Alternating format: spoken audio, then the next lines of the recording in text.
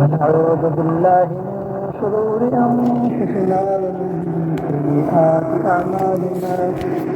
من يهده الله فلا مضل له ومن يضلله فلا هادي له وأشهد أن لا إله إلا الله وحده لا شريك له وأشهد أن سيدنا ونبينا ومولانا محمدا عبده ورسوله صلى الله تعالى عليه وعلى آله وأصحابه وبارك وسلم تسليما كثيرا أما بعد فأعوذ بالله من الشيطان الرجيم بسم الله الرحمن الرحيم ظهر الفساد في البر والبحر بما كسبت أيدي الناس صدق الله العظيم.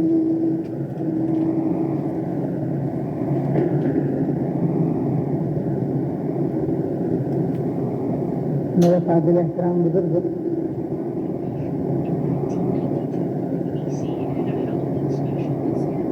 آج میں آپ کی خدمت میں چند باتیں خاص کرنا چاہتا ہوں.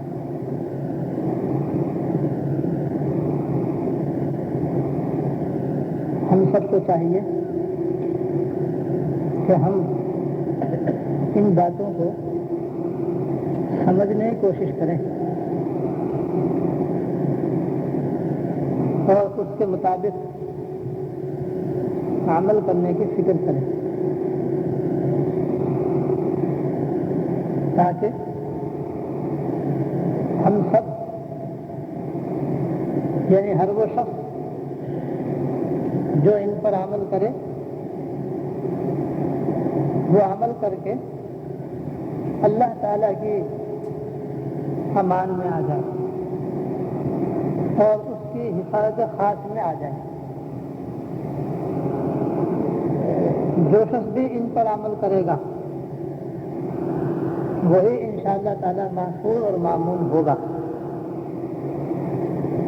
اور جو شخص سنی انسنی کر دے گا اور خدا نخواستہ ان باتوں کو بس ایک خطاب و تقریر سمجھ کر فراموش کر دے گا تو وہی اپنے اس کوتاہی کا ذمہ دار رہے گا.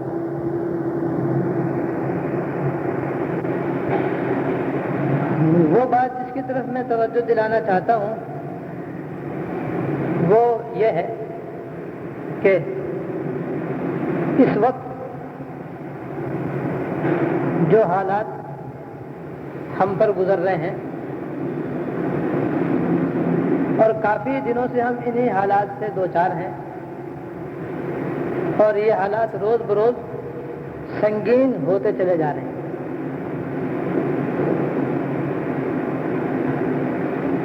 ان حالات کے سدھرنے اور سنبھلنے کی کوئی صورت نظر نہیں آ رہی.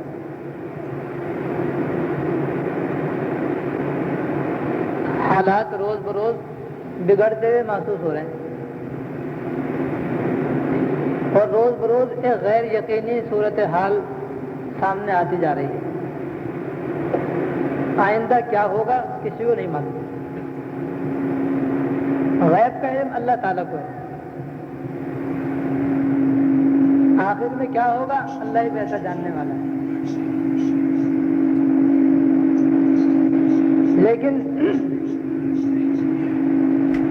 لیکن موجودہ حالات جو ہیں وہ ہمیں جھنجھوڑ رہے ہیں، خبردار کر رہے ہیں اور ہوشیار کر رہے ہیں کہ ہم لوگ وقت سے پہلے کچھ کر لیں، ورنہ نہ جانے آگے کیسا خراب وقت آنے والا ہے کہ پھر کیا ہو اور کیا نہ ہو.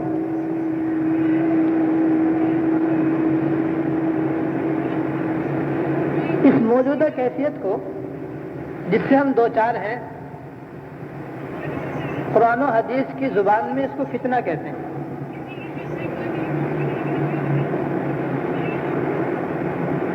فتنہ اس حالت کو کہتے ہیں اور فتنہ اس کیفیت کو کہتے ہیں جس میں کچھ سمجھ میں نہ آئے کیا کریں. کچھ سمجھ میں نہ آئے کیا ہوگا اور ہمیں کس لائن پہ چلنا چاہیے تاکہ ہم ایک اپنی منزل مقرر کر کے منزل مراد پر پہنچ سکیں. وہ منزل مقصود جس میں ہماری کامیابی ہو، ہمارے لیے عافیت ہو اور دین و دنیا کی فلاح ہو، وہ منزل گم ہو جائے اور کچھ راہ سجائی نہ دے، کچھ پتہ نہ چلے کیا ہوگا کیا نہیں ہوگا، ہم کیا کریں کیا نہ کریں، کیا ہونے والا ہے کچھ خبر نہیں. جب ایسی گو مگو کی حالت میں کوئی قوم مبتلا ہو جائے تو سمجھو وہ فتنے میں مبتلا ہے. کس کا ساتھ دے کس کا ساتھ نہ دے، کس کے ساتھ تعاون کرے کس کے ساتھ تعاون نہ کرے،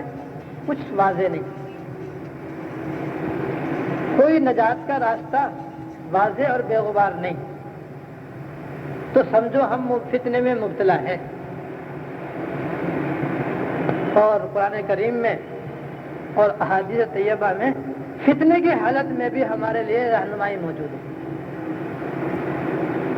کہ جب مسلمان فتنے میں مبتلا ہو جائیں تو انہیں کیا کرنا چاہیے. اس کے لیے بھی اللہ نے، اللہ کے رسول نے ہمیں ہدایات دے رکھی. وہی ہدایات کا ایک خلاصہ میں آپ کے سامنے رکھوں. سب سے پہلے ہدایت تو قرآن کریم کے اندر ہے اور وہ ہے یہ کہ ایسے موقع پر تمام مسلمان جو فتنے میں مبتلا ہیں وہ سب سے پہلے اپنا جائزہ لیں اور جائزہ لے کر کے اگر وہ گناہوں میں مبتلا ہیں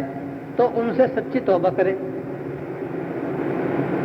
اور نیک اعمال کے انجام دینے میں اگر کوتاہی ہو رہی ہے تو اس کوتاہی سے توبہ کرے. نیک اعمال میں سے مثلا 5 وقت کی نماز پڑھنا تو ہر مسلمان مرد عورت پہ فرض ہے اور مردوں پر یہ بھی واجب ہے کہ وہ نماز باجماعت ادا کریں، جس میں فجر کی نماز بھی باجماعت ادا کرنا شامل ہے. لہذا اس کا ہر شخص جائزہ لے کہ وہ 5 نمازیں وقت پر ادا پڑھ رہا ہے یا نہیں، جس میں خواتین بھی داخل ہیں اور شامل ہیں کہ وہ بھی اس بات کا جائزہ لیں کہ 5 نمازیں وقت پر ادا کر رہی ہیں یا نہیں. اگر نہیں ادا کر رہی ہیں تو بلا تاخیر توبہ کر کے وقت پر ادا کرنا شروع کر دیں. مرد حضرات بھی، بالغ لڑکے لڑکیاں بھی اس کا جائزہ لیں، ان کے بڑے اس بات کا اہتمام کریں کہ ان کے بچے اور بچیاں جو ہیں وہ نماز ادا کر رہے ہیں یا قضا کر رہے ہیں. اگر خدا نہ خواستہ قضا کر رہے ہیں تو ایک حرام اور گناہ کبیرہ کے اندر مبتلا ہے جس سے فوراً توبہ کرے اور باز آ جائے. اور جو مرد ہیں اور لڑکے وہ نماز باجماعت پڑھنا اور ادا کرنا واجب ہے. اس میں دیکھیں اگر کوتاہی ہو رہی ہے ملازمت کی وجہ سے، دکانداری کی وجہ سے، ڈیوٹی کی وجہ سے یا نیند کی وجہ سے، کہیں فجر کی نماز قضا تو نہیں ہو رہی. اگر قضا ہو رہی ہے یا جماعت فوت ہو رہی ہے تو سمجھ لیجیے گناہ کبیرہ کا ارتکاب ہو رہا ہے اور ایک بہت ہی سنگین گناہ کے اندر ہم مبتلا ہیں جو اس فطرے کا موجب ہے. بلا تاخیر کیا کہتے ہیں، مرد اور لڑکے سب کے سب فجر کی نماز بھی اور دیگر تمام نمازیں مسجد میں باجماعت ادا کرنے کا فوراً اہتمام شروع کر دیں. خواتین گھروں کے اندر، لڑکیاں گھر کے اندر 5 نمازیں وقت پر ادا کرنے کا اہتمام شروع کر دیں. اسی طرح اگر ہمارے گھروں میں فجر کے بعد قرآن کریم کی تلاوت بند ہو چکی ہے تو ایک خیر کا دروازہ ہم نے اپنے اوپر از خود بند کر لیا ہے، جس کے نتیجے میں ہمارے گھروں کے اندر شیاطین اپنا مسکن بنا چکے ہیں. اور ایسے گھر میں لعنتیں ہی برستی ہیں جس گھر کے اندر اللہ پاک کے کلام کی تلاوت نہیں کی جاتی اور اس کے بجائے اللہ بچائے گانے وہاں پر سنائے دیتے ہوں اور جانداروں کی تصاویر ان کے یہاں بطور فیشن کے رکھی ہوئی ہیں۔ لہذا اس بات کو بھی دیکھ لیں، فوراً جا کر کے اپنے گھروں کو دیکھیں گے جانداروں کی تصویریں لگی ہوئی ہیں یا نہیں، مجسمے چھوٹے اور بڑے شوکیس کے اندر رکھے ہوئے ہیں یا نہیں۔ اگر کہیں مچھلی کا یا جناب والا دادا پردادا کا یا چھوٹے بچوں کا اگر کوئی فوٹو لگا ہوا ہے تو بلا تاخیر اس کو اپنے گھر سے نکالیں، اور تلاوت اگر ہمارے گھروں سے بند ہو چکی ہے تو خدا را بلا تاخیر کل ہی سے اپنے اپنے گھروں میں ہر چھوٹا بڑا صبح اٹھتے ہی سب سے پہلے قرآن کریم کی تلاوت سے اپنی زندگی کا آغاز کریں۔ اسی طرح اگر ہمارے معمولات زندگی میں اللہ کا ذکر شامل نہیں ہے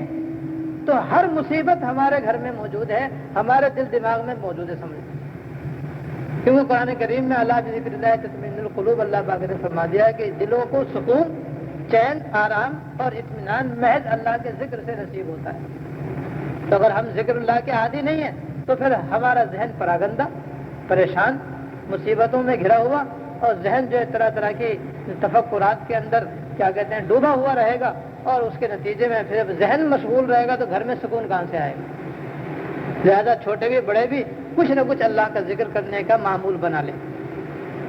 یہ معمول جو میں عرض کر رہا ہوں یہ تو ہے زندگی بھر کے لیے، اور ایک ذکر میں آخر میں بتاؤں گا جو موجودہ حالات اور فتنے میں نجات کے لیے، وہ آخر میں بتاؤں گا انشاءاللہ، اور وہ یہ ہے کہ بڑا آسان ہے کہ روزانہ صبح شام گھر کا ہر فرد 33 مرتبہ تو استغفار پڑھ لیا کرے، استغفر اللہ استغفر اللہ استغفر اللہ۔ اس کی ایک نیت بھی ہے، عام طور پر ہم وہ نیت کرتے نہیں، اس لیے استغفار کا کوئی پورا فائدہ ہمیں حاصل نہیں ہوتا۔ وہ پورا فائدہ یہ ہے کہ نیت یہ کریں استغفار سے پہلے کہ یا اللہ میں سر سے پیر تک گناہوں میں ڈوبا ہوا ہوں، یا اللہ کوئی لمحہ میرا معصیت سے خالی نہیں ہے، پروردگار عالم میں آپ کی بارگاہ میں اپنے گناہوں کی معافی مانگنے کے لیے، اپنے گناہوں کی معافی مانگنے کے لیے یا اللہ میں یہ 33 مرتبہ استغفار پڑھتا ہوں، استغفر اللہ استغفر اللہ استغفر اللہ۔ کم سے کم اتنا ہے، کوئی اس سے بھی زیادہ پڑھنا چاہے بڑا تو وہ بھی بڑا ہی پڑھ سکتا ہے، استغفر اللہ ربی من کل ذنب واتوب الیہ۔ یہ استغفار ایسا فضیلت والا ہے کہ 33 تو بہت ہوتے ہیں، اگر استغفر اللہ ربی من کل ذنب واتوب الیہ کوئی 3 مرتبہ سونے سے پہلے اپنے بستر پر پڑھتا ہے تو اللہ پاک اس کے اتنے گناہ صغیرہ معاف کر دیتے ہیں کہ اگرچہ وہ آسمان کے ستاروں کے برابر ہوں، یا سمندر کے جھاگ کے برابر ہوں، یا ریت کے ذرات کے برابر، 3 دفعہ پڑھنے سے تو 33 دفعہ پڑھنے سے کتنا گناہوں کا کفارہ ہو جائے گا انشاءاللہ تعالی۔ تو پھر کیوں نہ فتنہ ختم ہوگا۔ تو 33 مرتبہ سویرے اور 33 مرتبہ شام، فجر سے پہلے، فجر کے بعد، 6 بجے، 7 بجے، 8 بجے، جب چاہے پڑھ لو، چاہے بس میں جاتے جاتے پڑھ لو، چاہے مسجد میں بیٹھ کے پڑھ لو، اور خواہ گھر میں جا کر پڑھ لو، کم از کم 33 مرتبہ ہر مسلمان مرد عورت اپنے گھر میں، گھر کا ہر فرد یہ استغفار پڑھ لے گا اس نیت کے ساتھ۔ اس کے بعد 33 مرتبہ درود شریف پڑھ لیا کریں۔ درود شریف میں اختیار ہے جو سے چاہے پڑھ لو، سب سے چھوٹا درود شریف صلی اللہ علیہ وسلم ہے، لیکن صحیح پڑھیں اس کو، صلی اللہ علیہ وسلم، سلسم نہ پڑھیں۔ بعض لوگ اس کو بھی کیا کہتے ہیں مخفف کر دیتے ہیں، وہ مخفف کرنا ناجائز ہے، پڑھیں تو پورا پڑھیں، ورنہ نہ پڑھنا ہی بہتر ہے، کیونکہ ناقص پڑھیں گے اور اس کو عیب دار کر کے پڑھیں گے تو وعید آ جائے گی، اللہ بچائے، حضور کی طرف سے بددعا آ جائے گی اس کے حق میں، اور حضور کہے کہ بددعا کسی کے تباہی کے لیے کافی ہے۔ اس لیے صلی اللہ علیہ وسلم افضل یہ ہے کہ نماز والا درود شریف پڑھیں، اس لیے کہ یہ درود تمام درودوں کو سردار ہے۔ پھر کیا ہو جائے کہ دنیا کی چیز ہم اچھی اچھی چاہتے ہیں اور دین کی باتیں ہم ادنا ادنا پہ راضی ہو جائیں، یہ کیا بات ہے؟ تو 33 مرتبہ نماز والا درود شریف پڑھ لیا کریں، صبح بھی اور شام کو بھی، اس کی بھی ایک نیت ہے، اور اس کی نیت یہ ہے کہ یا اللہ سرکار دو عالم جناب رسول اللہ صلی اللہ علیہ وسلم ہمارے محسن اعظم ہیں، اس کائنات میں اللہ تعالیٰ کے بعد ان سے بڑھ کر ہمارا کوئی محسن اور ان سے بڑھ کر کوئی ہم پر باعث رحمت نہیں، وہ تمام جہانوں کے لیے باعث رحمت ہیں، ہمارے لیے خاص طور پر وہ باعث رحمت ہیں اور رؤوف الرحیم ہیں، اور انہوں نے ہمارا خاطر جو مشقتیں اٹھائی ہیں، دشواریاں اور برداشت کی ہیں، یا اللہ ان کے اتنے احسانات ہیں کہ ہم ان کے تمام احسانات کا تو کیا، ایک ادنا سے ادنا احسان کا بھی ساری زندگی بدلہ نہیں ادا کر سکتے۔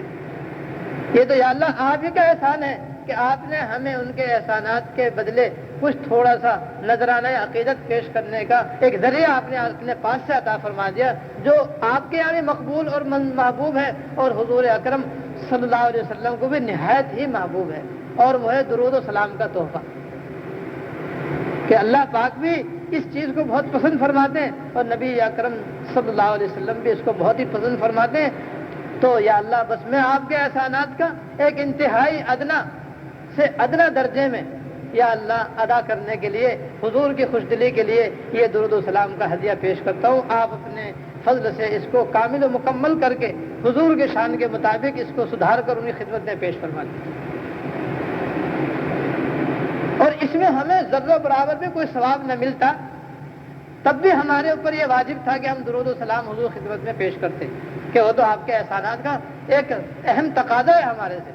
لیکن قربان جائیں کہ اللہ پاک بھی ہم پر بڑے مہربان ہیں اور رحمان الرحیم ہیں، اور حضور اکرم صلی اللہ علیہ وسلم بھی بڑے رؤوف الرحیم ہیں، لہذا اس پر ہمارے لیے بڑے بڑے اجر و ثواب کا بھی وعدہ اللہ پاک نے حضور کے ذریعے ہم سے فرما لیا ہے، اور وہ یہ فرما لیا کہ کوئی صرف 10 مرتبہ درود شریف پڑھے گا تو اللہ تعالیٰ کی 100 رحمتیں اس کے اوپر نازل ہوں گی۔ اندازہ کریے، 100 رحمتیں نازل ہوں گی، اور ایک رحمت بندے کی مغفرت کے لیے کافی ہے، تو 99 رحمتیں تو اس کے درجات کی بلندی کے لیے ہوں گی۔ تو حضور کے احسانات تقاضا یہ ہے کہ کوئی بھی ہمارا ثواب نہیں ملتا، مگر اس کے ساتھ ساتھ یہ ثواب ہے، تو 30 اور 3 33 اور 33 پہ آپ حساب لگا لو، 300 رحمتیں تو الگ ہو گئی اللہ تعالیٰ کی، اور 33 مرتبہ پڑھنے کے بعد جب 100 مرتبہ درود شریف ہمارا ہو جائے گا تو 100 مرتبہ درود شریف پڑھنے والے کے لیے یہ وعدہ ہے کہ اللہ تعالیٰ اس کی 100 حاجتیں پوری فرمائیں گے، 30 دنیا کی 70 آخرت کی۔ اللہ، تو یہ بھی انعام ہے ان کا، اور یہ بھی کرم خاص ہے ان کا کہ جناب ہم درود شریف بھی پڑھیں ان کے احسان ادا کرنے کے لیے، اور ثواب بھی پائیں ساتھ ساتھ۔ تو 33 مرتبہ درود شریف پڑھنا کیا مشکل ہے، جبکہ اس میں اتنا ثواب بھی ہو، اور پھر اس کے اندر محسن اعظم سرکار دو عالم جناب رسول اللہ صلی اللہ علیہ وسلم کے احسانات کا انتہائی ادنا درجے میں ایک نذرانہ اور ایک تحفہ پیش کرنا ہو تو ضرور ہمیں اس کو اپنا لینا چاہیے۔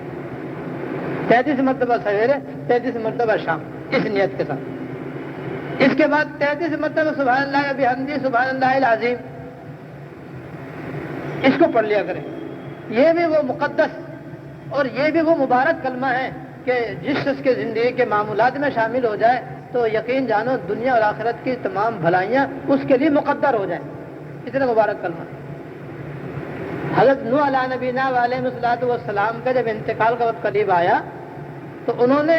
اپنے تمام بیٹوں کو جمع کیا، اور جمع کرنے کے بعد فرمایا کہ میں اپنی 950 سال کی تبلیغ کا خلاصہ بطور وصیت تم کو کرنا چاہتا ہوں، تم لوگ جمع ہو کر کے اس کو اپنے پلے باندھ لو۔ 950 سال کی تبلیغ کا خلاصہ وصیت فرما رہے ہیں۔ سارے کے سارے متوجہ ہو گئے اور سب متوجہ ہو کر ہنس گیا، ابا جان آپ فرمائیے کیا وصیت ہے آپ کی؟ کہا میں تم کو 2 باتوں کی وصیت کرتا ہوں کہ میرے مرنے کے بعد 2 کام تو تم ہمیشہ کرتے ہی رہنا، کبھی اس کو چھوڑنا مت، اور 2 کاموں سے ہمیشہ باز رہنا اور دور رہنا، کبھی وہ کرنا مت۔ بس یہ 4 باتیں میری 950 سالہ تبلیغ کا لب لباب ہے۔ پھر فرمایا کہ بھئی جن 2 کاموں سے تم ہمیشہ بچنا وہ یہ ہیں، ایک تو شرک سے بچنا، کبھی بھی مر جانا لیکن شرک مت کرنا، شرک کے قریب ہی مت جانا، اس لیے کہ ان شرک لظلم عظیم، کہ شرک کرنا جو ہے سب سے بڑا ظلم ہے اور مشرک کی کبھی بخشش نہیں ہوگی، اس لیے کہ شرک سے بچنا بس ایک تو اس سے۔ دوسرے تکبر سے بچنا،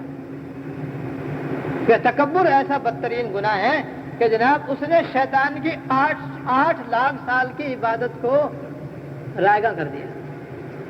شیطان نے 8 لاکھ سال تک اللہ تعالیٰ کی عبادت کی تھی، اور زمین و آسمان میں ایک بارش جگہ ایسی نہ تھی جہاں اس نے سجدہ نہ کیا اللہ کی بارگاہ، اندازہ کرو۔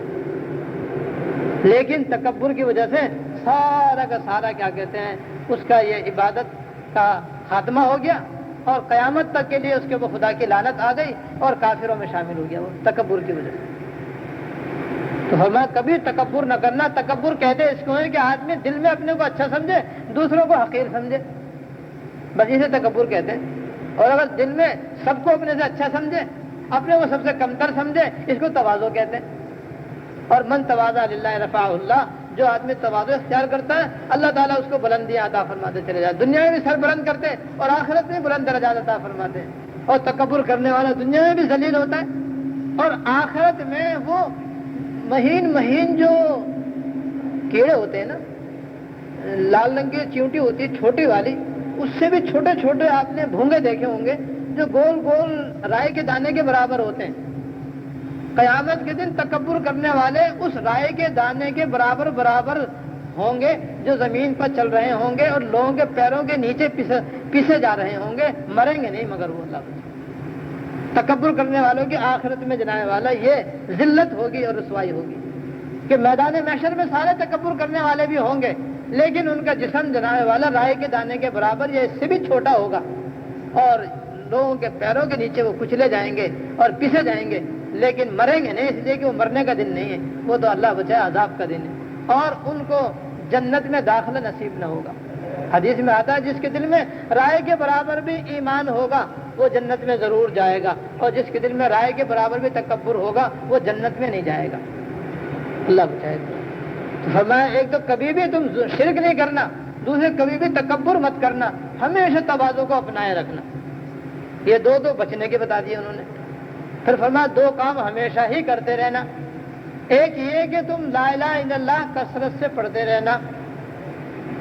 اس لیے کہ یہ کلمہ لا الہ الا اللہ جتنے بھی اللہ تعالیٰ کے کلمات ہیں ان تمام کلمات میں یہ ثواب کے اعتبار سے، اجر کے اعتبار سے سب کا سردار ہے۔ اس سے افضل کلمہ کوئی ہے ہی نہیں بالکل بھی کائنات کے اندر۔ سب سے افضل ترین کلمہ یہ لا الہ الا اللہ، یہ پڑھتے رہنا۔ اس کے بعد پھر نوح علیہ السلام نے ایک مثال سے اس کی اہمیت کو سمجھایا کہ دیکھو یہ کلمہ اجر و ثواب کے اعتبار سے ایسا عظیم ہے کہ ساتوں آسمان اور ساتوں زمینیں ان کو ملا لیا جائے اور ملا کر کے ان کا ایک کڑا بنایا جائے، گول کڑا بنایا جائے، اور گول کڑا بنا کر کے رکھ دو، اور پھر یہ لا الہ الا اللہ کلمہ اٹھا کر کے اس کڑے پہ رکھو تو کٹ سے اس کے دو ٹکڑے ہو جائیں گے۔ کیوں؟ اس میں اتنا وزن ہے کہ ساتوں آسمان ساتوں زمینیں، کڑا بھی کٹ سے کٹ جائے گا، اتنا اس کے اندر وزن ہے، اور قیامت کے دن اعمال کا وزن ہوگا، شمار نہیں ہوگا۔ تو اتنا وزن جو ایک مرتبہ اخلاص سے لا الہ الا اللہ کہے گا تو قیامت میں اس کلمے کے اندر ساتوں آسمان ساتوں زمین سے زیادہ اس کے اندر وزن ہوگا، جو کہنے والے کے نامہ اعمال، کہنے والے کے ترازو کے اندر نیکیوں کے پردے میں رکھا جائے گا۔ تو اس لیے کہا کہ ایک دفعہ نہیں، بس اس کو تو تم اپنے سانس کے ساتھ اس کو لازم کر لو کہ ایک سانس میں تم ایک سے زیادہ مرتبہ یہ کلمہ نکالنا کا معمول بنا لو، اور کہنا کہ تم اس کا معمول بنا لو، لہذا لا الہ الا اللہ لا الہ الا اللہ اس طرح پڑھنا چاہیے 100 دفعہ 25 دفعہ 50 دفعہ کے بعد کبھی کبھی محمد الرسول اللہ صلی اللہ علیہ وسلم، ورنہ بس لا الہ الا اللہ لا الہ الا اللہ لا الہ الا اللہ لا الہ الا اللہ، بس یہ چلتے پھرتے اٹھتے بیٹھتے ہر دم سانس کے ساتھ اس کلمے کو چپکا لیں۔ تو یہ فرمایا کہ کبھی اس کلمے سے غافل نہ رہنا، زیادہ سے زیادہ اس کلمے کو ہمیشہ پڑھتے ہی رہنا۔ چوتھی بات یہ فرمائی کہ دیکھو تم سبحان اللہ بحمدی، سبحان اللہ العظیم کو اپنی زندگی کے معمول میں شامل رکھنا، زندگی بھر اس کلمے کا ورد رکھنا۔ پھر فرمایا اس کی وجہ یہ ہے کہ اس کائنات میں، آسمانوں میں، زمینوں میں، اور جتنے بھی اللہ پاک نے عالم بنائے ہیں اور جتنے بھی اللہ پاک نے اپنی مخلوقات بنائی ہیں، ان تمام مخلوقات کو جو روزی اللہ پاک عطا فرماتے ہیں وہ اس کلمے کی برکت سے عطا، سبحان اللہ بحمدی سبحان اللہ العظیم کی برکت سے عطا فرماتے ہیں۔ لا الہ الا اللہ کے بعد جتنے بھی حمد و ثناء کلمات ہیں ان تمام کلمات کے یہ دو کلمے سردار ہیں، اندازہ لگا لیں۔ اور سرکار دو عالم صلی اللہ علیہ وسلم نے فرمایا کلمتان حبیبتان علی اللسان، دو کلمے ایسے ہیں جو کہ اللہ تعالیٰ کے یہاں بہت ہی محبوب ہیں، زبان پر بہت ہی ہلکے ہیں، بہت ہی آسان ہیں، اور میزان عمل میں بہت ہی بھاری اور وزنے ہیں، اور وہ سبحان اللہ و بحمدہ سبحان اللہ العظیم ہے۔ یہ بخاری شریف کی آخری حدیث ہے۔ تو اس میں وزن بھی بہت زیادہ، زبان پر سہل بھی بے انتہا، اور اس کا پڑھنے والا اللہ تعالیٰ کا نہایت محبوب بندہ بن جاتا ہے۔ آسان کتنا ہے، لہذا 33 مرتبہ سبحان اللہ و بحمدہ سبحان اللہ العظیم یہ ہم صبح شام پڑھ لیا کریں، ہمارے بچے ہی پڑھ لیا کریں۔ اس کے بعد تیسرا کلمہ سبحان اللہ والحمد للہ ولا الہ الا اللہ واللہ اکبر ولا حول ولا قوۃ الا باللہ العلی العظیم 33 مرتبہ یہ کلمہ پڑھ لیا کریں۔ ان کلمات کی الگ الگ بڑی زبردست فضیلت ہے، لہذا وہ فضیلت بھی انشاءاللہ تعالی ہم کو بڑی آسانی سے حاصل ہوتی رہے گی۔ تو ہمارے گھر کا ہر فرد اور ہم بھی ایک تو قرآن شریف کی تلاوت بلا تاخیر شروع کرتے ہیں کل سے، دوسرے یہ 33 مرتبہ کلمات ہم صبح شام پڑھ لیا کریں۔ یہ بھی میں عرض کرتا ہوں اگر کسی کو 33 مرتبہ پڑھنا بھی مشکل لگتا ہو تو بھائی 11 مرتبہ پڑھ لیا، لیکن پڑھیں۔ جب پڑھیں گے تو ان کی برکتیں حاصل ہوں گی، جب برکتیں حاصل ہوں گی تو سکون آئے گا، چین آئے گا، آرام ملے گا، عافیت ملے گی، اور پھر ہمارے گھر کے اندر سکون کی لہر آئے گی۔ اللہ تعالیٰ کی حفاظت کے انتظامات شروع ہوں گے ہمارے سلسلے میں۔ اور نہیں پڑھیں گے تو بس بھائی حفاظت تو اٹھ چکی ہے، بس جتنے دن ہم سانس لے رہے ہیں بس سمجھ لو اللہ تعالیٰ کی رحمت کے سائے سانس لے رہے ہیں، ورنہ ان اللہ کے غضب سے بچانے والا اب کوئی ہے نہیں سوائے خدا کے۔ تو ایک تو جناب یہ ہے نیک کام، جس کے اندر اگر ہم سے کوتاہیاں ہو رہی ہیں تو ہم ان کوتاہیوں سے اپنے آپ کو پاک کریں، نماز کا اہتمام کریں، تلاوت کا اہتمام کریں، ذکر کا اہتمام کریں، اور نیک اور پاک باز اور بااخلاق بننے کی ہم کوشش کریں۔ دوسرا پہلو ہے گناہوں کا، وہ یہ پہلو سب سے زیادہ سنگین اور سب سے زیادہ قابل توجہ ہے، اس لیے کہ جو کچھ بھی عذاب اور وبال اس وقت ہمارے اوپر چھایا ہوا ہے اور جو روز بروز کیا کہتے ہیں ہمیں جھنجھوڑ بھی رہا ہے اور خطرناک صورتحال اختیار کرتا چلا جا رہا ہے، اس کی جو سب سے بڑی اور بنیادی وجہ ہے وہ صرف اور صرف ہمارے گناہ ہیں، اور ہمارے گناہوں کی کوئی انتہا نہیں، ہمارے گناہوں کی کوئی انتہا نہیں ہے، اور ہماری بے حسی اور غفلت کی یہ انتہا ہو چکی ہے کہ اب ہم نے گناہوں کو چھوڑنے کا خیال بھی چھوڑ دیا، گناہوں کو چھوڑنے کا ارادہ بھی ہمارے ذہنوں سے نکل چکا ہے، بس اب تو ہم ان گناہوں پر اڑ گئے ہیں، اللہ بچائے۔ اور ان گناہوں کی ایک طویل فہرست ہے، گناہوں کے پر مشتمل کوئی فہرست لے کر اگر بیٹھ جائے اور ہم ان گناہوں کو دیکھیں اور اپنے معاشرے کو دیکھیں تو یہ نظر آئے گا کہ ایک بھی گناہ ایسا نہیں ہے جو ہمارے قوم کے اندر نہ ہوتا ہو، بلکہ وہ تمام گناہ جن گناہوں کی بنا پر پچھلی قومیں خدا کے عذاب میں مبتلا ہو کر کے ہلاک ہو گئی، وہ گناہ آج ہمارے اس دور کے اندر اپنے شباب پر ہے۔ ان گناہوں میں سے 3 گناہ جو ہیں وہ بڑے موٹے ہیں، جن پر پہلے امتوں کے اوپر عذاب آ چکا ہے، جس کو علامہ اقبال نے اپنے شعر میں اس کو بیان کیا ہے۔ تجھ کو بتاؤں میں تقدیر امم کیا ہے، تجھ کو بتاؤں میں تقدیر امم کیا ہے، توحید و ثنا اول طاؤس و رباب آخر۔ یعنی قوموں کا عروج کیا ہے جب جنائے والا وہ توحید کے قائل، اور توحید کا مطلب سمجھتے ہو خالی یہ نہیں کہ بس اللہ تعالیٰ کو وحدہ لا شریک مان لیا، نہیں، روح توحید یہ ہے کہ انہوں نے اپنی زندگی توحید کے مطابق بنا کر دکھا دی، جس کے لیے اگر گردن کٹانی پڑے تو گردن بھی کٹا دی، مال قربان کرا دو مال قربان کرنا پڑا تو مال بھی قربان کر دیا، اور تن من دل سب اللہ کے واسطے قربان کر کے انہوں نے اپنے خدا کو راضی کر لیا۔ یہ ہے توحید خالص، کہ توحید صرف عقیدے تک نہیں بلکہ توحید عقیدے سے بڑھ کر ان کے عمل کے اندر رچ بس گئی، اور انہوں نے اپنے آپ کو واقعی اللہ تعالیٰ کا بتا کر اور بنا کر دکھا دیا اس کا، کہ جیسے واقعی اللہ پاک وحدہ لا شریک ہے اور ہم پر انہی کا حکم چلے گا اور کسی کا کوئی حکم نہیں چل سکتا۔ تو یہ تھی ابتدا، جب کہ مسلمانوں میں یہ تھی توحید تو جناب دنیا کے اندر ان کا ڈنکا بجتا تھا، ان کا نام سے لوگ لرزتے تھے اور ڈر کے مارے خوف کھاتے تھے۔ اور آخر زوال کیا ہے؟ قوموں کا زوال یہ طاؤس اور رباب آخر، کہ جب کسی قوم کو زوال آیا ہے تو ہمیشہ ناچ گانوں کی وجہ سے آیا ہے، عیش پرستی کی وجہ سے آیا ہے، عیاشی کی وجہ سے آیا ہے. تو آج ہماری پوری قوم جو ہے وہ عیاشی میں غرق ہے. آج ہماری قوم عیاشی میں غرق ہے، اور جو ہے تو بس جناب والا وہ اس گھر کے اندر اب جس کی موٹی موٹی مثال ہم سب جانتے ہیں کہ کون سا گھر خالی ہے جس میں ٹی وی نہ ہو.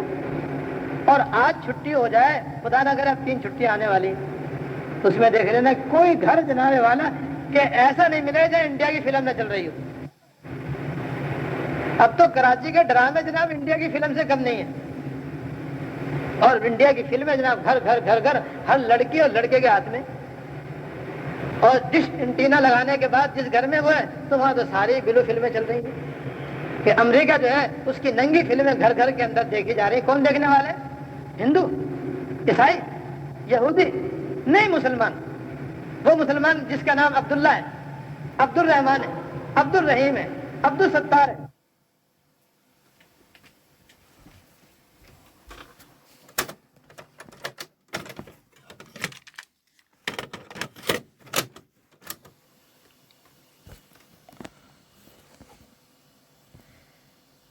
عبد الرحمان ہے، عبد الرحیم ہے، عبد الستار ہے، محمد علی ہے، سیف اللہ ہے. یہ مسلمان جو کہ اپنے آپ کو مسلمان کہتے ہیں اور مسلمان ہو کر کے وہ رہتے ہیں اور مسلمان کہلاتے ہیں، وہی انڈیا کی ننگی فلمیں دیکھنے میں مشغول ہیں. ہر جمعرات کو ساری رات کون فلمیں دیکھ رہا ہے؟ اور اس فلموں کے اندر آنکھیں بھی زنا کرتی ہیں، کان بھی زنا کرتا ہے، دل بھی زنا کرتا ہے جناب، اور جناب والا تصور بھی زنا کے اندر مبتلا رہتا ہے. تو حدیث میں تو ان کو بھی زنا فرمایا گیا نا. تو زنا کاری عام ہو جائے گی، وہ جناب عام ہو گئی. گانے بجانے والی عام ہو جائیں گی، وہ ہر گھر کے اندر ناچنے والیاں ٹی وی کے اندر سب کے سامنے موجود ہیں. تو یہ وہ بدترین گناہ ہیں. جب کسی قوم کے اندر کبھی یہ گناہ پائے گئے تو خدا کا عذاب آیا اور صفا ہستی سے ان کو مٹا کے چلا گیا. آج یہ گناہ آج ہماری قوم کے اندر پوری طریقے سے شباب پر ہیں بالکل. تو بھائی یہ جو حالات ہو رہے ہیں اس بدترین گناہوں کی روشنی میں تو یہ کچھ بھی نہیں ہے، لیکن اب سب کچھ ہونے والا ہے. اللہ بچائے اللہ کہ جو حالات سامنے آ رہے ہیں اور جو صورتیں سامنے آ رہی ہیں وہ جناب والا وہ ہمیں خطرے کا الارم بجا رہی ہے کہ اب بھی تم ہوش میں آ جاؤ. لیکن ہمارا حال ہوئی دلی دورست، ہنوز دلی دورست. وہ ابھی ہمارا یہ حال ہے کہ جہاں ہنوز دلی دورست کہ ابھی دشمن بہت دور ہے اور دلی ابھی بہت دور ہے دشمن سے. جب دشمن آئے گا تو دیکھا جائے گا. جب دشمن آ گیا اندر تو جناب ظفر کی بھی ہتھکڑیاں پہنا دی. تو یاد رکھیے کہ ہتھکڑی پڑنے سے پہلے ہم لوگ اپنے آپ کو ہتھکڑیوں سے بچا لیں، ورنہ جب ہتھکڑیاں ہاتھ میں آ جائیں گی تو پھر کوئی بچانے والا نہ ہوگا. لہذا سب سے زیادہ قابل توجہ بات جو ہے وہ یہ ہے کہ جناب یہ گناہ جو ہمارے گھروں کے اندر ہو رہا ہے، اور یہ ایک گناہ نہیں ہے، اس کے علاوہ میں نے آج کیا نا کہ ہر قسم کے گناہ ہو رہے ہیں. لہذا باقی گناہوں کی طرف بھی توجہ دیں. سب سے پہلے تو اسی ٹی وی کی لعنت سے اپنے گھر کو پاک کریں، اپنے آپ کو اس گناہ سے بچائیں، اپنے بچوں کو اس گناہ سے بچائیں. اور اس کے لیے وہ رسالہ ایک مرتبہ یہاں تقسیم کیا گیا تھا، اس کا نام ہے ٹی وی اور عذاب قبر. وہ آپ منگوا سکتے ہیں انشاءاللہ تعالیٰ، اور جس کے پاس نہ ہو وہ اس رسالے کو لے لے اور خود بھی مطالعہ کرے اور اپنے گھر کے بچوں کو جمع کر کے ان کو بھی سنائے. انشاءاللہ تعالیٰ نفع ہوگا، اس سے فائدہ ہوگا انشاءاللہ تعالیٰ، جس سے شرعی طور پر اس کے گناہ ہونا اور اس کے نقصانات کا ہونا سامنے آ جائے گا، واضح ہو جائے گا انشاءاللہ تعالیٰ. لیکن بہرحال یہ سنگین ترین گناہوں میں سے ایک گناہ ہے جو اس موجودہ حالات کو دعوت دینے میں سب سے آگے ہے. اللہ بچانا. اس کے بعد باقی گناہ ہیں، مثلا داڑھی منڈانا یہ بھی گناہ کبیرہ ہے، شلوار ٹخنوں سے نیچے رکھنا یہ بھی گناہ کبیرہ ہے، جھوٹ بولنا یہ بھی گناہ کبیرہ ہے. غیبت تو ہمارے گھٹے میں پڑ گئی ہے کہ جہاں بیٹھیں گے کسی نہ کسی کی برائی کرنے کے ہم عادی ہو چکے ہیں، اور یہ بھی گناہ کبیرہ ہے. اور اگر کوئی بہت ہی پارسا ہو جو اپنی زبان سے کسی کو برا نہ کہتا ہو تو وہ کم از کم غیبت سننے کے گناہ میں تو مبتلا ہے ہی. اور غیبت سننا بھی اللہ بچائے ویسے گناہ ہے جیسے غیبت کرنا گناہ کبیرہ ہے. تو اس طریقے سے فضول باتیں کرنا، فضول مجلسیں بنانا، یہ سارے کے سارے وہ گناہ ہیں جو اس وقت ہمارے معاشرے میں خواتین کے اندر بھی یہ گناہ ہے. ان کے اندر ایک ان کا اپنا گناہ الگ ہے اور وہ بے پردگی ہے کہ ان کے یہاں پردے کا کوئی تصور نہیں رہا. عورتوں میں پردے کو تصور ہی باقی نہیں بچا. انہوں نے اپنے آپ کو پردے سے ایسا آزاد کر لیا ہے کہ گویا قرآن و حدیث میں کہیں پردے کا ذکر ہی نہیں ہے. بلکہ بعض عورتیں تو یہاں تک کہہ بھی دیتی ہیں کہ ارے قرآن و حدیث میں کہیں پردے کا ذکر نہیں ہے, یہ تو ملا مولویوں نے اپنی طرف سے بنایا, یوں کہہ کر کے اپنے آپ کو فارغ سمجھتی ہیں. حالانکہ قرآن کریم کی 7 آیتیں پردے کے بارے میں ہیں, 40 حدیثیں حضور اقدس صلی اللہ علیہ وسلم کی طرف سے موجود ہیں, 40. اور ساری امت کے علماء حضور کے زمانے سے لے کر آج تک اس پردے کے فرض ہونے پر متفق چلے آئے ہیں. کوئی بھی یہ نہیں کہتا ہے کہ عورتوں کے لیے بے پردہ رہنا جائز ہے, سب یہ کہتے ہیں کہ پردہ فرض ہے. یہ بے پردگی تو کافروں کا طریقہ ہے, کافروں کا طریقہ تھا بے پردہ رہنا, لیکن آج مسلمانوں کی عورتوں نے بے پردہ ہونا اختیار کر لیا. جیسے داڑھی منڈانا کافروں کا طریقہ تھا, لیکن آج ہمارے مسلمان بھائیوں نے اس کو اختیار کر لیا. تو بھئی یہ گناہ بھی چھوڑیں. ان تمام گناہوں کو جب ہم چھوڑیں گے تب کہیں جا کر کے کچھ ہم اپنی حفاظت کر پائیں گے, اس دنیا میں بھی اور آنکھ بند ہونے کے بعد بھی. تو سب سے پہلے تو بھئی ہم اپنا اس کا جائزہ لیں, اور جائزہ لینے کے بعد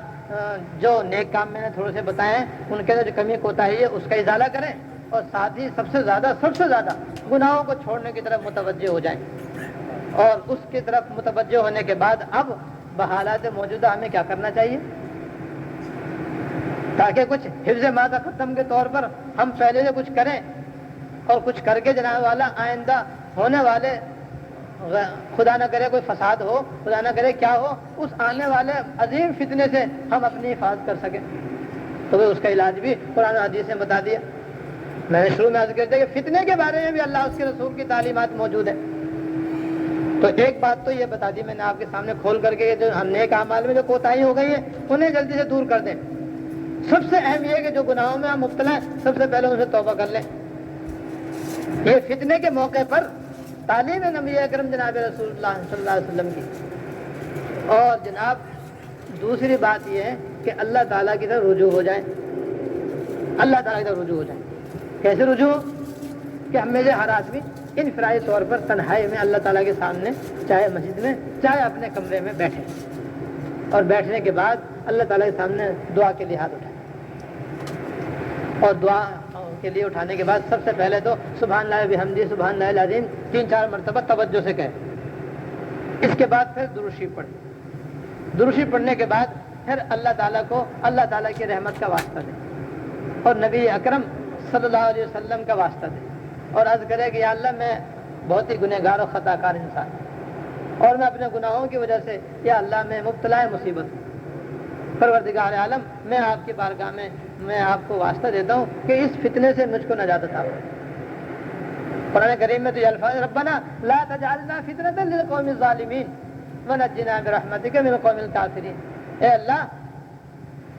ہمیں ظالموں کے لیے باعث فتنہ نہ بنا, اے اللہ ہمیں ظالموں کے لیے باعث فتنہ نہ بنا,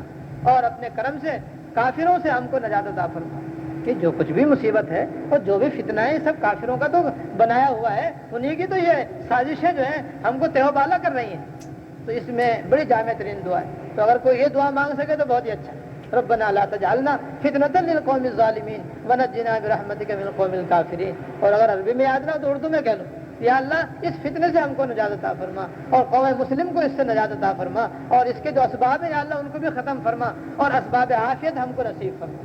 یہ گر گڑا کر اللہ تعالیٰ سے دعا کریں. پہلے اپنے گناہوں کی معافی مانگیں, پھر دوسرے مسلمانوں کے گناہوں کی معافی مانگیں. ایک تو تعلیم یہ ہے. دوسری دو تعلیم ہو گئی. پہلے تو جائزہ لیں اپنا فوراً, کیونکہ اگر گناہ نہیں چھوڑیں گے کبھی فتنہ ختم نہیں ہو سکتا. اس کو اپنے ذہنوں میں بٹھا لینا چاہیے ہمیں. اس میں ہمیں کوئی مغالطہ نہیں رہنا چاہیے, یاد رکھیے. ہاں ہم دھوکے میں نہ رہیں اور غفلت میں نہ رہیں. اگر ہم گناہ کرتے رہیں گے تو خدا نخواستہ خدا نخواستہ وہ گولی پھر ہمارے گھر میں آ سکتی ہے. یاد رکھیے گولی اگر گھر کے اندر آئے گی تو ہمارے گناہوں کی وجہ سے آئے گی. گھر میں کوئی گناہ نہ ہوگا تو بم باہر پھٹ جائے گا, گھر میں کچھ نہیں ہوگا. یاد رکھیے. اور باہر بھی پھٹ جائے گا تو آپ کی جان مال محفوظ رہے گی. یاد رکھیے. اور گناہ کر لیا تو بند کمرے کے اندر بھی گولی پہنچ جائے گی اور ہمارا اور آپ کو خاتمہ کر سکتی. تو اصل گولیاں یہ نہیں چل رہی ہیں. اصل گولیاں وہ ہیں جو ہم فلم دیکھ کر کے چلا رہے ہیں, وہ ہیں اصل بم.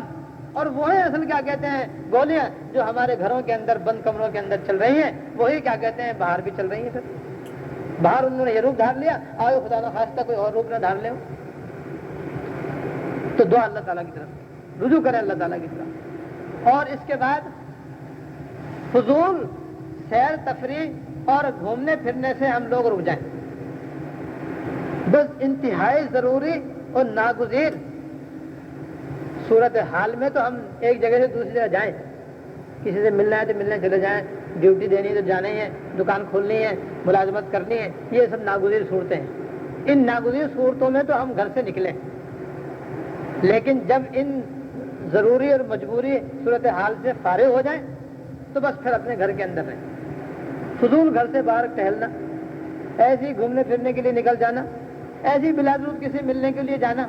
فتنے کے زمانے میں حضور نے منع فرمایا۔ حدیث شریف میں یہ ہے کہ حضور اکرم صلی اللہ علیہ وسلم نے فرمایا کہ جب تم فتنے میں مبتلا ہو جاؤ تو اس وقت تم دو کام کرنا، ایک تو اپنے گھر کا ٹاٹ بن جانا، دوسرے اپنے گناہوں پر آہوزاری کرنا، بس یہ دو بات۔ تو گھر کے ٹاٹ بننے کا مطلب یہی ہے کہ بلا ضرورت گھر سے باہر مت نکلنا، اپنے گھر کے اندر بیٹھے رہنا، بدرجہ مجبوری بقدر ضرورت نکلنا، بلا ضرورت گھر سے مت نکلنا۔ یہ ٹاٹ ہے کہ جناب گرمی ہو سردی ہو برسات ہے گھر میں ہی پڑا رہتا ہے، وہ تو صاف کر لیا پھر گھر میں پڑا ہوا، اسے کیا کام باہر جانے کا، بالکل ہی پھٹ جائے گا تو پھینک دیا جائے گا، ورنہ گھر میں پڑا رہتا ہے ٹاٹ کا ٹکڑا۔ تو اس سے مثال دی ہے کہ تم بھی مثل ٹاٹ کے گھر میں پڑے رہنا، گھر سے باہر مت نکلنا، کیونکہ چلو دیکھنے چلو کیا ہو رہا ہے، تو وہ دیکھنے جاؤ گے کہ تم بھی اس میں مبتلا نہ ہو جاؤ۔ یہ بھی حدیث شریف میں آیا کہ دیکھو کہیں فتنہ ہو رہا ہو، کوئی ہنگامہ ہو رہا ہو تو تم یہ مت سوچنا کہ لاؤ ہم بھی جا کے دیکھیں کیا ہو رہا ہے، تو تم بھی اس میں مبتلا ہو جاؤ گے۔ اس لیے کہ فتنہ اندھا ہوتا ہے، اور جیسے اندھے کی لاٹھی ہوتی ہے وہ کسی کو دیکھ کے نہیں مارتا ہے، بن دیکھ کے مارتا ہے، تو جیسے گولی اندھی ہے ایسی فتنہ بھی اندھا، یاد رکھیں۔ اس لیے نہ بچوں کو نکلنے نہ خود نکلنے، اپنے گھر کے اندر پڑے رہیں بس۔ دوسرے کام یہ بتایا کہ گھر کے اندر یہ نہیں کہ گھر کے اندر عیش و عشرت کرو، گھر کے اندر اپنے گناہوں پر روتے رہنا۔ تو گناہوں پر رونے کے لیے فرمایا، گناہ کرنے کے لیے نہیں فرمایا آپ نے۔ اور ہمارا یہاں معاملہ الٹا ہے کہ جس دن ہڑتال اس دن گھر کے اندر انڈیا کی فلم، جس دن ہڑتال اس دن جناب CNN سے فلم، اور جس دن ہڑتال اس دن سائرہ جنائے والا امریکن فلم۔ تو یاد رکھیے پھر وہ فتنہ جو گلی کے اندر ہے وہ گھر کے اندر بھی داخل ہو کر رہے گا، اللہ آج نہیں تو کل نہیں پرسوں۔ تو لہذا دوسرا کام یہ ہے کہ گھر میں رہو اور گھر میں رہتے ہوئے گناہوں سے بچتے رہو، کہ گھر کے اندر تمہارے نہ گانا بجے، نہ اس کے اوپر کوئی ڈرامہ دیکھا جائے، نہ اس پہ کوئی فلم چلے، ٹی وی مستقل بالکل بند، اور جناب والا بس خبریں سن لو ریڈیو کے ذریعے تاکہ حالات معلوم ہو جائیں، اخبار سے اس کی کیا کہتے ہیں موٹی موٹی سرخیاں پڑھ لو، باقی اپنے گناہوں پر رونا شروع کر دو۔ آخری جو عمل ہے فتنے کے زمانے میں وہ ہے رونا۔ اب تو یہ بھی ختم ہو گیا، اس لیے کہ گناہ جب انسان زیادہ سے زیادہ کرتا ہے تو کثرت گناہوں کی وجہ سے انسان کا دل سخت ہو جاتا ہے، اور اس کے جب دل سخت ہو جاتا ہے تو اس کی دو علامتیں ہوتی ہیں، یاد رکھیے۔ ایک علامت تو یہ ہوتی ہے کہ اس کو کبھی رونا نہیں آتا، اور اپنے گناہوں پر کبھی شرمندگی نہیں ہوتی، اور احساس گناہ اس کا نکل جاتا ہے۔ اور جب احساس گناہ نکل گیا، ندامت دل میں ختم ہو گئی، گناہ چھوڑنے کا جذبہ فنا ہو گیا، تو اب وہ کیا اللہ کے سامنے روئے گا اور کیا وہ اللہ تعالیٰ سے معافی مانگے گا؟ ایک تو یہ، دوسرے اس کے نیک کاموں کی طرف سے، نیک لوگوں کی طرف سے، نیک مجلسوں کی طرف سے اس کے دل میں نفرت پیدا ہوگی۔ کتنے آپ اسے سمجھا لو، کتنے اس کو تاکید کر دو، کتنے اس کو رغبت دلا دو، اس کے دل میں نیک کام کی رغبت نہیں ہوگی، نیک لوگوں کے پاس جانے کا اس کے دل میں جذبہ نہیں ہوگا، اچھے کاموں کی طرف اس کی طبیعت میں میلان نہیں رہے گا۔ یہ دو علامتیں ہوتی ہیں اس بات کی کہ اس کے دل میں گناہوں نے گھر کر لیا ہے، گناہ اس کے دل میں بیٹھ گئے ہیں، اور جناب والا جس کو کہتے ہیں اس نے اللہ کی نافرمانی پر کمر کس لی اللہ بچا۔ لہذا دوسرا کام جو ہے وہ رونے کا ہے، جو آخری ہے فتنے کے زمانے میں بچنے کے لیے، جس کی حدیث شریف میں ہمیں تعلیم دی گئی ہے۔ لہذا بھائی ہم چاہے ہمارا دل پتھر ہو گیا ہو یا نہ ہو گیا ہو، لیکن اب ہمیں تو حضور کی ہدایت کے مطابق اس کام کرنا ہی پڑے گا، اور کرنا ہی چاہیے ہمیں۔ اس کا فائدہ یہ ہوتا ہے کہ چلو بے شک ابھی ہمارا دل پتھر ہے، اور بے شک ہم ان گناہوں میں مبتلا ہیں جن کا ابھی آپ کے سامنے بیان ہوا ہے، اور اس کی وجہ سے ہم بالکل بےحس ہو گئے، لیکن حضور اکرم صلی اللہ علیہ وسلم کی ایک ایک تعلیم میں یہ تاثیر ہے کہ کیسی مایوس کن صورتحال ہو، اس میں بھی اگر کوئی اللہ کی رضا کے لیے اس کو شروع کر دے تو شروع میں چاہے اس کا کوئی اثر محسوس ہو یا نہ ہو، لیکن چند دنوں کے بعد ضرور اس کا دل میں اثر ہونا شروع ہو جاتا ہے۔ لہذا ہم بے شک بے حس صحیح، لیکن حضور کی تعلیم کوئی بے اثر نہیں ہے، بڑی پر اثر ہے، لہذا ہم شروع کر دیں۔ اس کی برکت سے کیا بعید ہے کہ اللہ پاک ان گناہوں سے بھی ہمیں بچنے کی توفیق دے دیں، اور جناب کیا بعید ہے کہ دل کی سختی بھی ہماری ختم ہو جائے، اور یقیناً ہو جائے گی انشاءاللہ۔ بس یہ کہ ہم ایسا نہیں کہ گنڈے دار کام شروع کریں کہ آج تو جناب سارے کے سارے ہچکیاں لے لے کے رو رہے ہیں، اور سویرے معلوم ہو کہ ساری رات روئے تھے، ایک مرا تھا سویرے وہ بھی اٹھ کے بھاگ گیا۔ ایسا نہ ہو کہ بھائی ایک دن تو سب کچھ اور دوسرے دن کچھ بھی نہ کیا، ایسے نہیں۔ قطرہ قطرہ دریا شبد، پتھر میں بھی جب قطرہ گرتا ہے تو آہستہ آہستہ اس میں سراغ کر دیں۔ تو ایسے جب اللہ کا ذکر پابندی سے ہوگا اور رونا ہم اپنا معمول بنائیں گے تو پھر انشاءاللہ تعالیٰ سچ مچ رونا بھی آ جائے گا۔ اور سر قربان جائیں حضور اکرم صلی اللہ علیہ وسلم کی تعلیم پر کہ آپ نے یہ فرمایا کہ کسی کسی کی جو طبیعت ہوتی ہے نا، گناہوں کی وجہ سے سخت نہیں ہوتی، فطرتاً اس کی طبیعت سخت ہوتی ہے، اور وہ رونا بھی چاہے تو رونا نہیں آتا، ایسا بھی ہوتا ہے۔ ایسے شخص جو ہے وہ قابل ملامت نہیں ہے، کیوں؟ وہ فطری طور پر اس کا دل مضبوط زیادہ ہے، جس کی وجہ سے کسی بات پر بھی اس کا دل جو ہے وہ روتا نہیں ہے۔ تو اس کے بارے میں بھی آپ نے ہدایت دے دی، آپ نے اس کے بارے میں یہ فرمایا کہ ایسے شخص کو چاہیے کہ وہ رونے والوں کی شکل بنا لے، اور جو رونے والوں کی شکل بنا لے گا چاہے دل نہیں رو رہا اس کا، اللہ تعالیٰ اس پر بھی وہی اپنی رحمت نازل فرمائیں گے جو سچ مچ رونے والے پہ نازل فرماتے ہیں۔ لہذا مسئلہ ہمارا سب کا حل ہو گیا، خواتین کا بھی ہو گیا، مردوں کا بھی ہو گیا، لہذا سب تنہائی میں بیٹھ کر کے اگر دل روئے یا نہ روئے لیکن شکل تو رونے والوں کی سی بنا ہی لے، اور رونے والی شکل بنا کر پھر کیا کریں؟ بس ایک تو سب سے پہلے اپنے گناہوں کی معافی مانگیں، اور اپنے گناہوں کی معافی مانگنے کے ساتھ ساتھ اپنے گھر والوں کے گناہوں کی معافی مانگیں، اور اپنے شہر والوں کے اور اپنے ملک والوں کے گناہوں کی بھی اللہ تعالیٰ سے معافی مانگیں۔ یا اللہ بس اب آپ اپنی رحمت سے ہم سب کو معاف فرما دیں۔ اور اس معافی کے بعد پھر کیا کہیں؟ اسے کہتے ہیں استغفار۔ استغفار کے بعد آتا ہے استعاذہ، ملجا و ماوا نہیں، انہی کی نافرمانی ہوئی ہے انہی کی پناہ مانگتے ہیں، اور تو کوئی خدا نہیں ہے جس سے جا کر کے ہم پناہ مانگ لیں، وہی معاف کرنے والے ہیں، وہی پناہ دینے والے ہیں، انہی کی نافرمانی ہوتی ہے، انہی کی عبادت ہوتی ہے، سب کچھ وہی ہیں، ہر مرض کی دوا ہے وہ۔ لہذا انہی سے عرض کریں کہ یا اللہ ہم نے نافرمانی کر لی، یا اللہ ہم رو رو کر آپ سے معافی مانگتے ہیں کہ ہمارے ان گناہوں کو معاف فرما دیجیے، اور جس گناہ سے بچنے کی ہمت نہ ہو اس سے بھی اللہ تعالیٰ سے ہمت مانگیں کہ یا اللہ یہ گناہ میں چھوڑنا چاہتا ہوں، میں اقرار کرتا ہوں یہ بہت بڑا گناہ ہے، یا اللہ پر میرے سے نہیں چھوٹتا، آپ میری مدد فرمائیے، اور میرے ایمان میں اتنی طاقت دے دیجیے کہ میں یک بیک اس گناہ سے بچ جاؤں، آپ میری مدد فرمائیے۔ اور اس کے بعد پھر اللہ تعالیٰ سے عرض کریں یا اللہ ان گناہوں کو معاف کر کے یا اللہ بس اب آگے جو کچھ ہونا ہے پتہ نہیں کیا ہونے والا ہے، بس ہمیں تو آپ ہم کو، ہمارے گھر والوں کو، ہمارے ملک اور شہر والوں کو یا اللہ اپنی پناہ خاص عطا فرما، یا اللہ اپنی پناہ کامل عطا فرما، اور ہر فتنے سے اور ہر مصیبت سے، ہر عذاب سے اور ہر وبال سے یا اللہ اپنی پناہ عطا فرما۔ یہ دعا روزانہ کریں، اللہ پاک دن میں 5 مرتبہ ہمیں دعا قبول ہونے کا وقت عطا فرماتے ہیں، لیکن بس کیا بتائیں کہ ہماری ناسمجھی ہے اور ہم اس وقت کو یوں ہی گنوا دیتے ہیں۔ وہ کون سا وقت ہوتا ہے؟ وہ جب امام فرض نماز کا سلام پھیرتا ہے تو سلام پھیرنے کے فوراً بعد جو دعا کا وقت ہے وہ قبولیت دعا کا وقت ہے۔ 24 گھنٹے میں اس وقت جو دعا مانگی جاتی ہے اللہ تعالیٰ کے یہاں ضرور ہی وہ قبول ہو جاتی ہے، اور ہم یہ وقت جناب والا جلدی سے دعا پھینک کر کے بھاگنے کی کوشش کرتے ہیں اس وقت کہ امام صاحب کہیں لمبی دعا نہ مانگ لیں، امام سے پہلے اپنی دعا ختم۔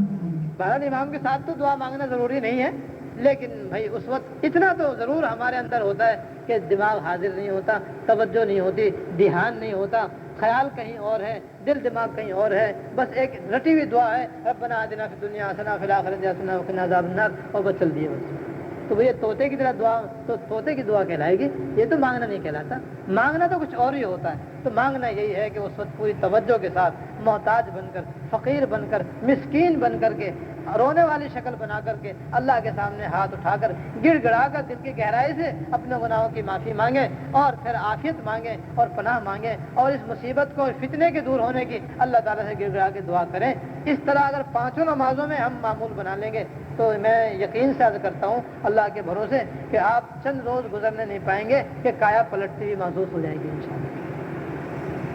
اور